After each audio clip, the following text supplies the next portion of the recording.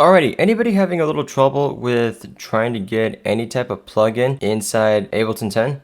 Anybody having trouble trying to get your audio from Ableton 10 so everybody can hear as you're recording? Find out in this video. Hello listeners and viewers, I am Brawlerz and I'm here with another video in hopes to get you guys in the up and running speed with how to get your sounds not only heard with Ableton 10, but to get some of your VTS, VTS3s, VTS2s, or whatever plugins and synthesizers you wish to have in Ableton 10.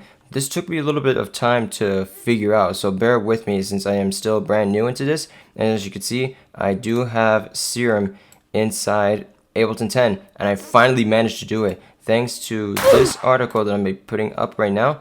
It is right here on the screen, and I have a bad feeling that Adobe Media Core is about to pop up right now because I accidentally clicked it.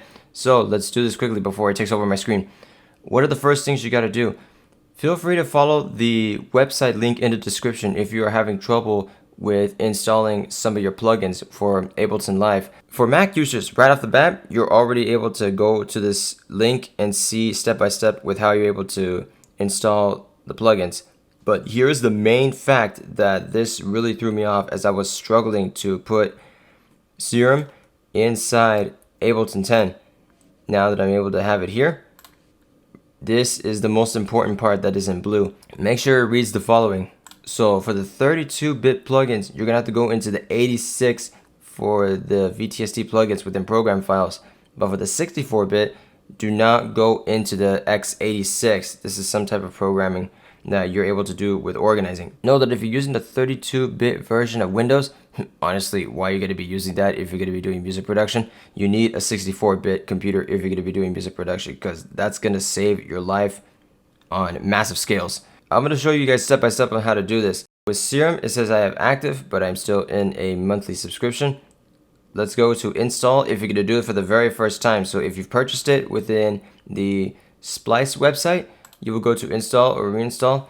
Right now it's going to load up and I will show you guys a little more of the website, but feel free to follow these step-by-step procedures specifically in order so you are able to use Serum or any type of plugin that you wish to use for Ableton 10. I do need to reinstall my plugin called Flow. I was able to use that within Studio 1.4, but now that I'm wanting to go into Ableton 10, I got to do that.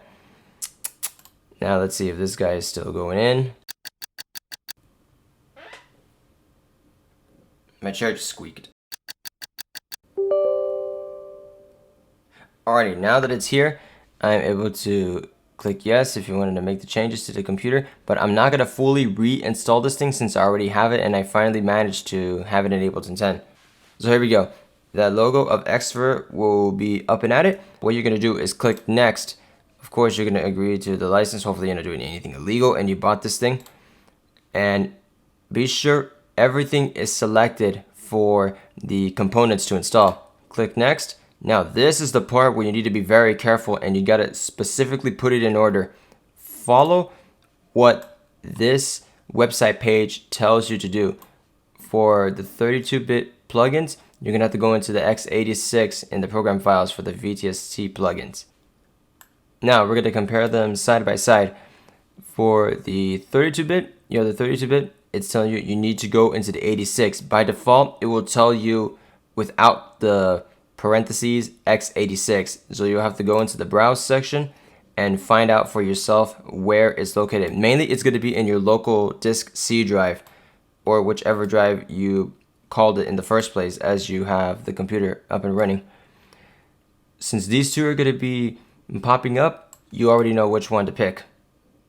Now you will go to next, and for the x64 version, you will be going into the opposite folder. So you will go to browse, you will go to the same location with the local C drive where my mouse is, scroll on down to program files, continue going on down, and you will see the VTST plugin. Also note, the VTST plugin is also inside the x86 version of the program files.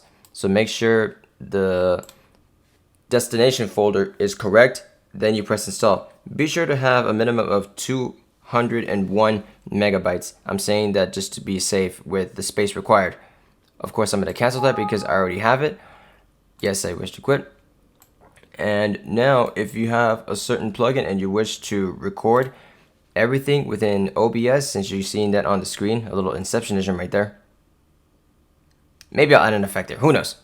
So, going back into Ableton, this is what you guys will be able to hear right now. That's new. So I'm gonna play a little bit of audio. Alrighty. How are you gonna do this so that you guys are hearing it and I'm hearing it at the same time, all in one shot, is the following. You're gonna go to Options, into Preferences, or Control Plus for Windows. For Mac users, I believe it's Command Plus. Correct me if I'm wrong.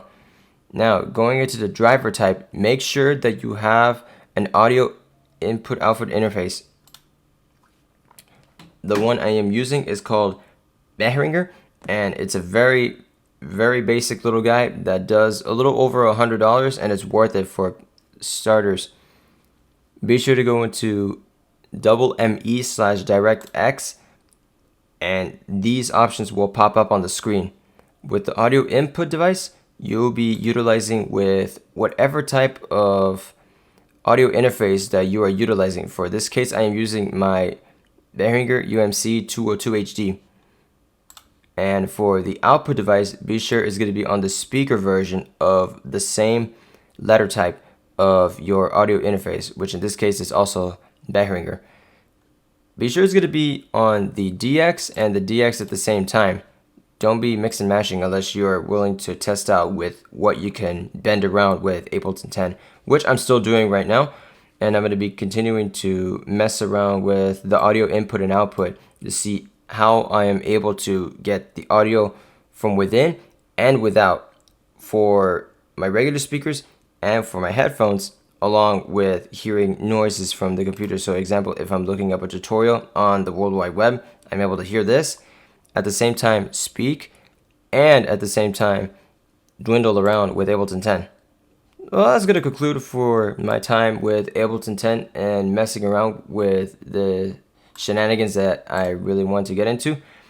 I hope that in the near future, if I could show you guys a little something, I'll be finishing up a certain bootleg for my #1 hero.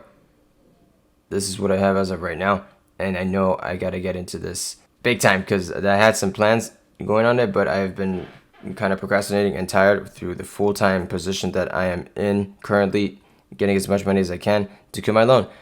That's going to conclude for me and my standpoint with how to install a certain plugin within Ableton 10, and not only that, but getting the audio from this powerful digital audio workstation into your headphones, and you're able to record at the same time while using an audio interface.